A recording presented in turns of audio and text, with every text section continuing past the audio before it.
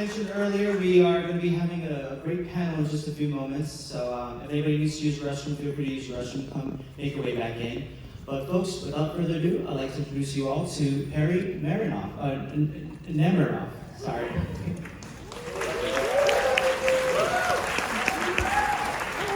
I've never stood on this stage before. This is so cool. How are you all doing? I have a feeling you were all doing pretty well. I was listening to the reactions at the end there. I am obsessed with this movie. I'm obsessed with the people who made it, and I'm so happy to be here tonight and celebrate their work with all of you and with three of them. So without further ado, please join me in welcoming the directors of Ready or Not, Matt Bettinelli-Olpinb and Tyler Gillett.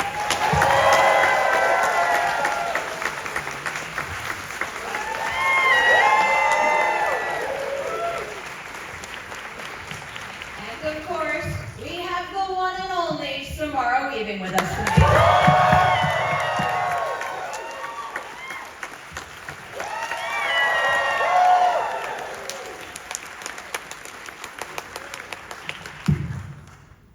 The reaction this movie always gets overjoys me. That ending never gets old.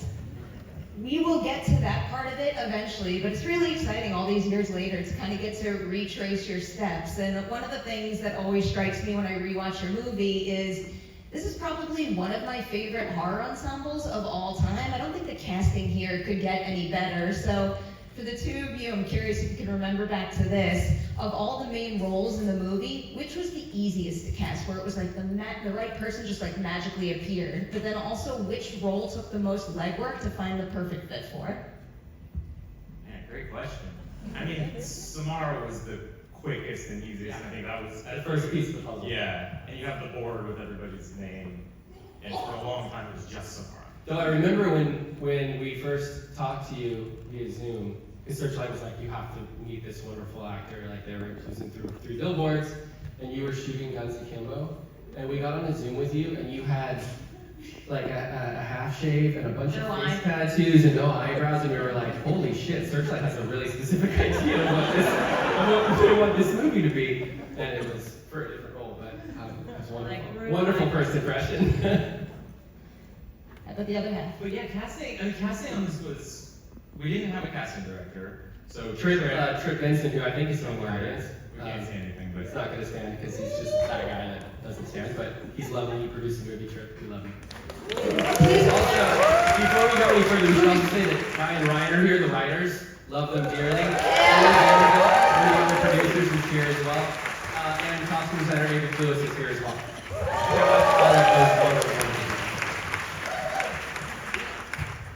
Sorry, no, I mean, it was I mean, everything about this movie was under the gun, and we didn't have a lot of time, we didn't have a lot of money, and we were just hoping to get good people, so we just got to get people that we really liked, and I think everybody that we talked to understood the tone, and for us that was the most important thing. And as soon as someone was like, I really like it, I'm in, if it was someone we liked, yes. You know, I mean, Henry, Andy, Christian, Melanie, Nikki, Adam, Elise, and then John. Yeah. And they all, it's like half, and Mark O'Brien, fantastic. But it was a lot of local casting up there, and I think when we went up there, we didn't know what we were getting into. And then I remember seeing Melanie and going, oh, she's fucking perfect for this. And I think that's kind of true for everybody in the movie. Yeah, I also think it's really a testament to the writing. I think the tone was so clear in the pages that if people read it and loved it, it was clear they loved it for the same reasons we did, because the script was so specific and so much of the energy and the attitude of it was on the page. So we had a really amazing blueprint to, lure the right people to us. Sticking with cast for a moment longer, Samara, I'll throw this question your way because every single time I rewatch the movie, I am more and more wowed by Mark's performance in it. Specifically because he has to juggle so much exposition and the allegiance shift in his character. It's just like so delicate and it either falls flat or it works really well, and he just makes it soar here. So to highlight him, what is it about him as a scene partner that you appreciated, maybe even something that teed you up for success in the movie? He was such a generous actor, and I think he you could tell he was just there to like be of service to the scene. He didn't have any ego. And actually the whole cast, when we hung out before we started filming, everyone was just a G.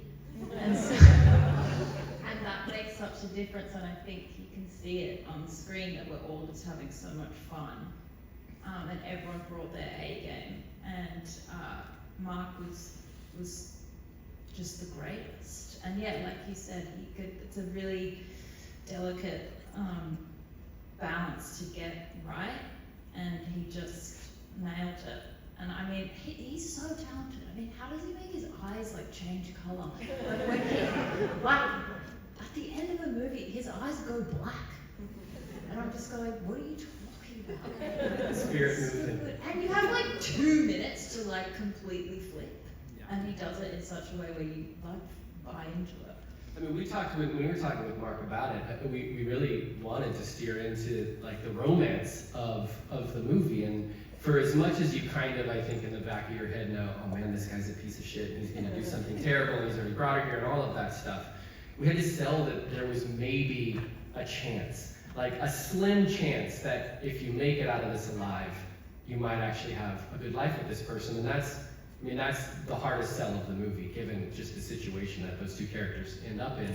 But it was really, I mean, it's a testament to the two of you that I think when you finally do come together at the end, the audience is still hoping, like, oh, maybe it'll work out, even though you know there's no turning back. Yeah, and in that scene, like when she's just found out that his family's insane, and he's like, no, but if I told you, you would. Like, it's heartbreaking. It didn't have to be that way, but he made it really sweet. You feel bad for him, which is hard to do. That little boy still, like, right, wasn't yeah. sort of trapped in this terrible situation. Yeah. So good. Now it's time to give Samara some flowers. So you cast her, you know how damn good she is. Is there anything you saw her do on this set that made even the two of you go like, my God, I knew we cast her for a reason, but I never realized she was going to be able to go there with that piece of material? I mean, I think everything. Like, honestly, I'm not bullshitting. I think everything that you did exceeded our expectations. And I think it started with, we were just talking about this a couple days ago, your hair. Before we had really hung out and you wanted to get the big extensions, and we were like, okay, cool, all right. But it was that collaboration and like being like, let's listen to you and trust you on it. And then I think that followed through. Where I think one of the things that I always remember is the nail biting in the dumbwaiter. Right. We didn't know you were going to do that, and then later We shot after before that done. Yeah. And we were watching on the monitors and going, oh shit, her nails are all fucked up. And then you told us, oh, because I'm going to chew my nails later in the dumbwaiter. And we're like, oh, that's earlier in the story. We were paying more attention to the continuity than anybody. But it's stuff like that. And then I think the big one is the laughing at the end. You know, that was one that, that was not a part of anything that any of us were thinking about making it. And then you came up to us on set and I'm like, I think this would be really funny. Well, and we shot the end of the movie first. The first 5 days of shooting was that final scene. So we started the process of making the movie at 11. Right. And I think it was, we all sort of showed up on those days going, fuck, like, what's this gonna be? I mean, we have to stick the landing, but we have to stick it first. And it was this weird thing where I think we were all trusting each other that the effects were gonna work, but that also the sort of volume of the performance, that, how amplified everything is gonna be. Like, we had to get that right. And then sort of reverse engineer it with the rest of the shoot. And you came in with that fucking scream and the multitude of those screams and that laugh. And I think it was just, we felt. And the snort. We just knew that it was gonna work. Yeah, we did shoot a version where I don't laugh. Right? Yeah. That was like the last take of that. And then I was like, can I just do one where I just have a big old lol? Thank and you. you were like, oh, okay. I think this room was proof that was definitely the right choice. I'll lean into like the screams and the scares a little harder for a second, Samara. I'm curious for you, what do you find more challenging? like a violent and scare scene that's a little more elaborate and stunts heavy, or something that's more intimate and just focused on you, like the part where she puts her hand on a nail that for you on the day is not even there? I think, I don't know. They're both tricky in their own way. Like stunts are really hard to, well, they're hard because it's like a very technical, I guess. And I'm very aware if I don't do this correctly, I'm gonna hurt someone. Do you want to tell them the story about rehearsal in prep with Andy McDowell? Day one, rehearsals. Andy McDowell comes in for rehearsals. Hi, nice to meet you, Andy McDowell. I'm starstruck. We're doing a rehearsal where I have to hit her in the head with a brick, and we had a foam brick, but there was one corner that was really hard plastic, and I whacked her in the head with the brick, and she had a big old egg on her head. And What's lovely about she it? was so sweet. We were I was like, terrified. We thought, oh, we just lost Andy. we've lost her. I was like, it's completely my fault and she's not coming back. She was so sweet in her southern accent, just being like, oh, it's alright. Sorry. So yeah, so that cornered me for the whole shoot, so I didn't want to hit her in the head again. But then yeah, with the more like intense stuff, like you just have to go for it, don't you? The nail thing was, yeah, I was like, alright, sell it. That scream cuts through. Every time I watch that and my filmmaking brain knows how little you have to work with there, I just can't get over it. Oh, with the nail? Yeah. Yeah, I can't watch it. It's really gnarly. Well, it's one of the funny, I mean, thinking about the making of that, I mean, you were crouched just Behind a below wall, that little wasn't it? wall. So, I mean, it was very silly. Like, the make-believe was absolutely fucking ridiculous, but you just sell every single moment. There's no pit down there. It's just, you're just like, sitting on the ground and like, trying to hide yourself and reach out. So, Oh my god, I completely so forgot that was I funny. love when movie magic works on the people who made the movie. It's a very effective film. I'll give you all a big broad question about all the scenes in the movie. Going into filming for each of you, which particular scene did you think was going to be the toughest to pull off? And ultimately, was it, or did a different one catch you by surprise? Yeah, I mean, I know, Lost in my mind. do you remember anybody? I mean, I know for me, it was the wedding scene at the very beginning. Just because we had like a day, a ton of characters to introduce, and it was all just moments. And so it we was also were, the coldest day. it was the coldest fucking day ever, yeah. Yeah, it was And- absolutely miserable. Yeah, and I actually remember talking about it on the day and saying like, of all the shit we have to do in this movie, the fact that this just very static scene is so overwhelming in a weird way because it has so much to do and it has to feel effortless. So it was kind of the flip side. Whereas I think for all of us, when we're in the like running and gunning and bloody and screaming, and that's really fun and kind of second nature. It's when it slows down that you're like, all right, let's not fuck this up. Any other examples? Same for you too. I mean, I guess like the opposite, what I thought was going to be easy was like just running around, but then it was like minus 1 million degrees. Yeah, very good. And that was harder than I thought. But that's good. We had a great time. Yeah, it was good. I don't know, you guys have to deal with. I mean, night exteriors always suck. Those are just rough. Right. Fighting Stevens in the field. I love it though. It was fun, but it was just, like you're chasing daylight, and there was a big windstorm that blew through that night, and I think that was the first week of shooting too. That was Friday. Friday the first week, and so, I mean, all of that stuff, when it's out of your control, you just sort of pray to the film gods that they'll let the movie happen. There's a great video of me getting the blood poured on me, because it took like, I think it was like 2 hours by the end of the movie to get it all correct. And Yeah, it the was time like was crazy. 2 hours of getting goo poured on me. It's really fun. It's getting in my mouth. I was like, keep going, it's fine. Given all three of you have a history of making very, very bloody and gory movies, I'll phrase it 2 different ways. Samara, for you, what is one do and one do not you would give to another actor about to jump into their very first bloody movie? And for the 2 of you, what advice would you give to a filmmaker, a do and do not, for doing a very bloody set piece? like, just do not be precious. Like, you just have to get weird, man. You gotta like, you gotta go all in, you know what I mean? You can't be like, oh, but, like, shut up, just do it. You read it, you gotta do it. I think that's the messier the better. I think more. Yeah, whatever you think is the limit, go 20, 50% more. It reads different on camera, and you're gonna love yourself if it's grosser and harder and all of those messier, all of those things.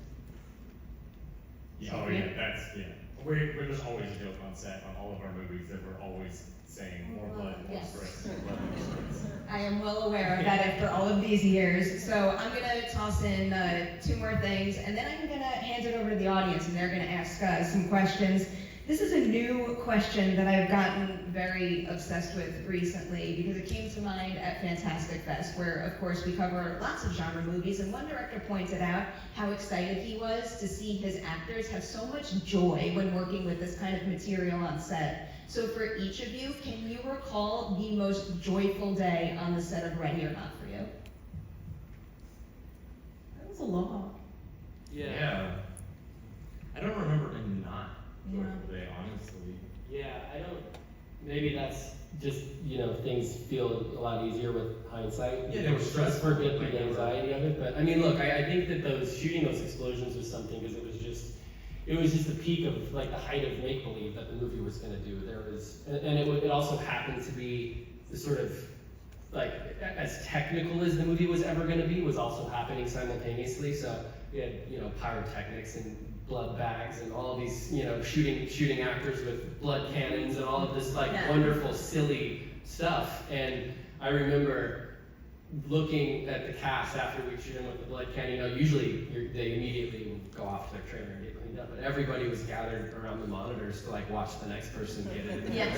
And it was just this feeling of like, oh man, we're making something as a family, and we're all here aiming at the exact same target. Yeah, the days where we were all together were really great. Yeah. And those ensemble days, I mean, it was one of the wonderful things about this movie is that there were a bunch of those, moments where everybody just had the chance to do something weird and memorable. And Yeah, it's just me trying not to laugh a lot of the time. Watched Gag Reel, and I was rewatching the director's commentary with you too, Samara, and there seems to be like a lot of laughing and good vibes. And we're just a good filmmaking family, it feels like. So I don't know if anybody in this audience knows this, because I believe it was announced after the movie started, and of course we don't use our phones in movies, so something really cool happened right before the film started. Do you two want to say it, or should I just blurt it out? blurt it out. Go. Ready or Not 2 is official. It's going to star Samara Weaving.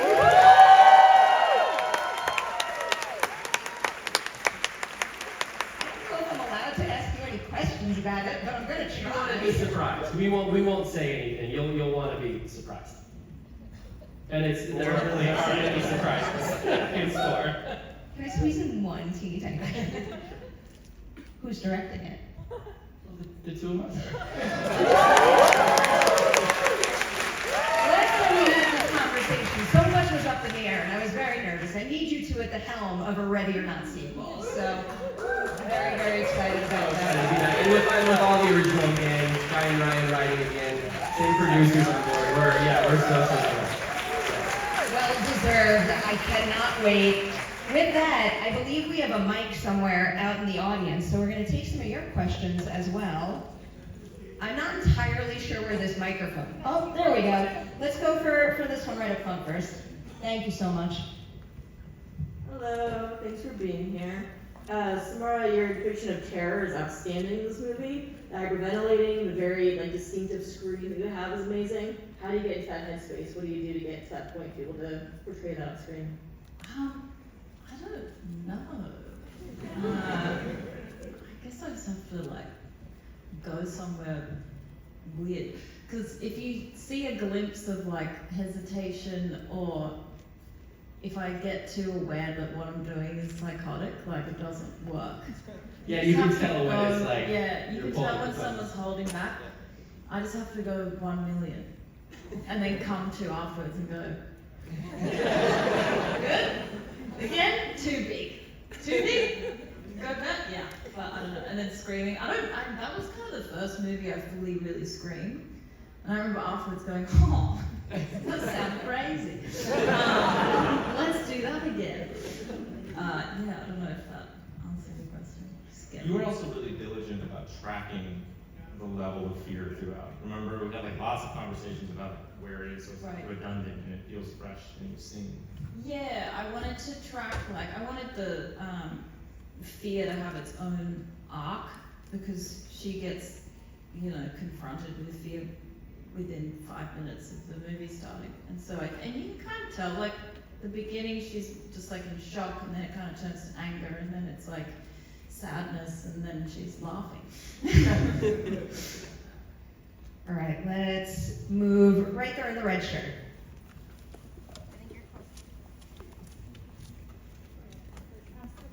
This is a team effort. Thank you, everyone. Thank you. Hi. First, I just want to say, Matt and Tyler, congratulations on Abigail earlier this year. And then, Samara, congratulations on Azrael that just came out. Both amazing movies, just have to say that. My question is, when making a horror comedy, those two genres seem to kind of be opposite in a way. So I was wondering, how do you balance the two tones? Because if it's too scary, then it won't be funny, and if it's too funny, then it won't be scary. So through directing, how do you balance the tones? And Samara, through your performance, how do you balance those tones? I think it was really in the writing. Yeah. It's such a great script these dinglings wrote. That I didn't really have to do much heavy lifting. I just had to pull the script off, really. Yeah. It was really funny and really scary. Yeah. But I think the casting is a huge part of that too. Like, I think you have to cast people that are playing the absurdity in the most grounded and real way possible. Right? I think one of the things that surprised me watching the movie just now is just how many like weirdly emotional, like sort of deep sequences there are, and scenes there are, and interactions there are. And I think that for it to work, that it has to surprise you with how far it's willing to go in every direction. But I will say that I feel like we always shoot, like when we're shooting something, the guardrails are this wide, and then in the edit, they're this wide. So there's takes where there are the silliest, wackiest lines that are in the script that end up getting cut, just to sort of rein in the comedy. And same with the horror stuff, though this goes pretty hard with the horror stuff. But I think you just have to calibrate it, as you're making it. And at the end of the day, it's a taste thing. I think you feel it when you're too far in either direction, and it's just about making sure that you're on the path. Yeah, but it all starts with the script. All right, let's jump to the back there. I feel so bad picking someone dead center. See a hand right in the middle back there. In the white shirt, you just pointed to someone else, but I mean you. Oh, no, okay, yay, pass it on over. Last row there. We should get everyone. She's got a wedding dress on. Yeah, look, there's a Grace back there. Sick. Thank you everyone who put this on. Being able to see one of our favorite movies on the big screen is always awesome. My question dealt with Abigail and this movie. Can you speak, is there any history or stories or influences that goes into your affinity for blowing people up into big buckets? I mean, again, I think it goes to the script, because I think we got our taste for it on this movie and really loved it. And it's very funny. We had the original script was a different ending, and then I'm sorry if I'm not looking in your direction. I can't actually see up there, but we had this kind of marching orders at a certain point to change the ending, and to have Grace live.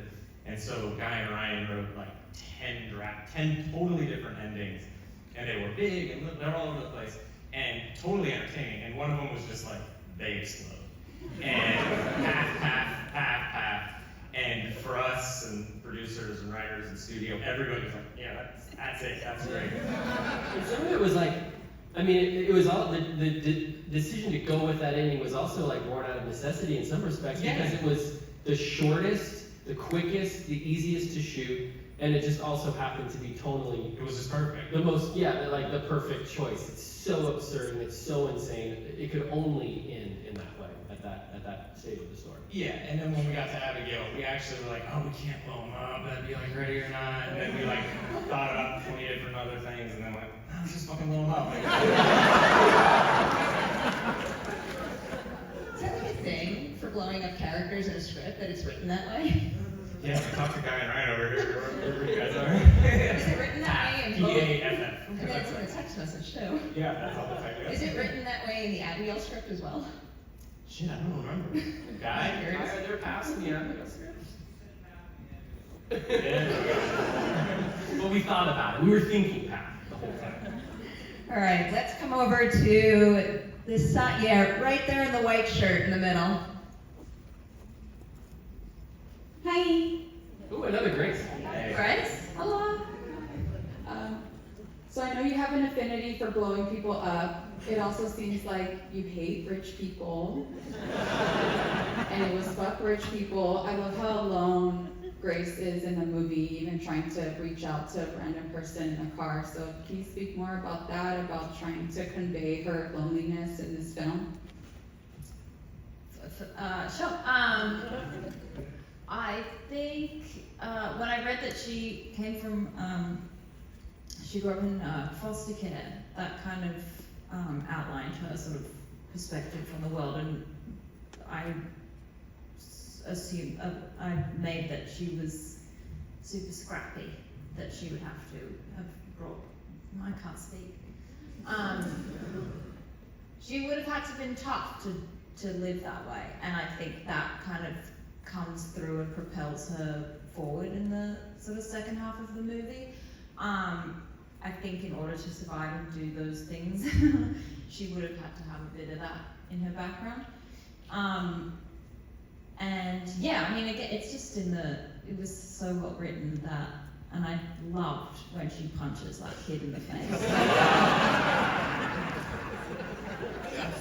My now husband, when I was like, I read this movie, man, like, can you give it a read? And he read it and went, you have to do this, you punch a kid in the face. And I went, yeah, okay, great. There was a draft where, as you were getting up to leave, Georgie is waking up and you punched him a second time. That we never shot. By and large, because we just didn't have the time. But I remember that second punch on the page was always like, We cut it on the day. yeah, we were like really chasing it. Yeah. Georgie only got punched once. Yeah, it was that, and then yeah, when she screams at the rich people car. And that wasn't scripted, was it? You just let me say profanities. It's another one where we were like, we had to wrap in like 2 minutes, and we did 2 takes of that, and it was just go for it. Like, just open the floodgates. All right. Yeah. You sure? I think just to the loneliness thing, I think one of the really cool features of this script was that it felt like Grace always had a way out, that she was winning and making progress, but the sort of fun of the movie is that then you get to invent all of these ways to add new obstacles, make her lonely again, give her a lifeline, and then take it away. You know, the car scene is one of my favorites, where you call OnStar and they shut the car down because Stevens has reported it stolen, and all of that, all of those really fun creative turns are just really wonderful writing by the guys. Yeah. All right, let's see if we can squeeze in 2 more. I'm gonna come to this side because we haven't hit anyone over there. I don't see any hands. Oh, right there. And then we'll come back to the middle for 1 more. We went and saw Azrael a couple weeks ago, and came home and immediately watched Ready or Not, because we just needed more Samara Weaving blood. And so my question is about that. How much of Ready or Not did you take with you to Azrael, and can you speak about the differences a little bit? Yeah, I mean, they're very different. I think Radio Not there's just so much fun. We were just having such a good time, and Azrael's just so dark. It's so dark. And I can't speak or scream or really do anything. It's just me fighting dudes. So I brought that with me. My knack for fighting men. Yeah. That answers your question. All right, let's get our last. Oh God, I feel so bad. I hate this part. So what do you want to pick the last one? All right, right there in the middle. I'm like kind of pointing at you. I don't see what color should guess you. Looking around. Well, I really enjoyed this film, by the way. Thank you for making this awesome horror comedy movie. I saw it 5 years ago in 2019. And my question for you guys is, what was your favorite scene that you enjoyed in the film, Ready or Not? I loved every single funny bits of the movie, like all the gory funny scenes, but what was your personal favorite scene that you ever saw in this film? My favorite scene? Oh, that's really hard. That's hard. That's really hard. I mean, I love the music room scene when after you've wandered downstairs and Emily and Fitch come busting in and Emily's all coked out of her mind. And I think it's one of the first moments in the movie where you just go, oh, this is the craziest people, and they're all so distinct and specific, and they all have such a clear point of view of what the night might have in store for them. That for me is with everybody too. Yeah, it's the big ensemble family scene, and it just feels like, oh, I know what this movie is when you sort of settle into that. I couldn't keep it together. Do you remember Christian? Is he here?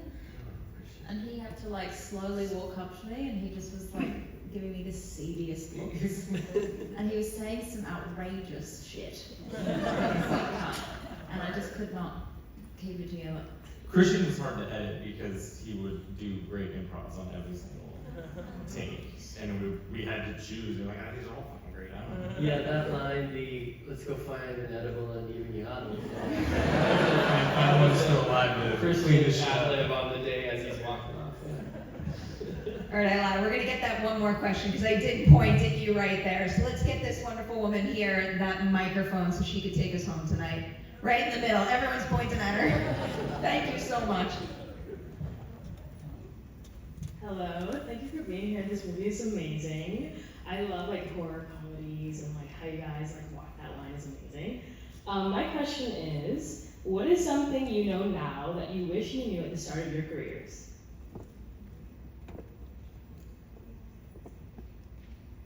I mean, I think one thing I know that I definitely know now, and we've learned throughout our careers, but is to work with people you like, and work with people you work with over and over and over again if you could, because I know we've tried to do that as much as we can, and it has just been truly, truly, truly wonderful. And it makes everything, you really care about the movie, and you want the movie to be incredible, but while you're making it, if you're enjoying it and enjoying the process and everybody you're with, it not only makes that better, but I think you see it and you feel it in the movie. And so, yeah, work with people you love. Super well said. I don't have anything to add to that. Stick to your instincts too. I think I used to question them when I was starting out, and some of my decisions were dictated by fear or other people's influence, but I regretted when I didn't just stick to my instinct about things. Yeah, and to not be afraid to be weird. That I don't think It's so I don't think you want to see real life reflected on the screen. I think you want it to be magnified and amplified, and I think you want it to be bizarre and you want it to be heightened. And I think the only way to really achieve that is to not be afraid to make weird. You want to be weird now. Yeah. Yeah. Another thing I think ties all this up too is to trust the people you work with and listen to them and assume that if somebody's coming to you with something that they want to try, or the laugh is a perfect example, but be open to it, and then it usually just helps everybody do better. Yeah. Perfect way to end. Now bottle all that up and take it on over to Ready or Not 2 because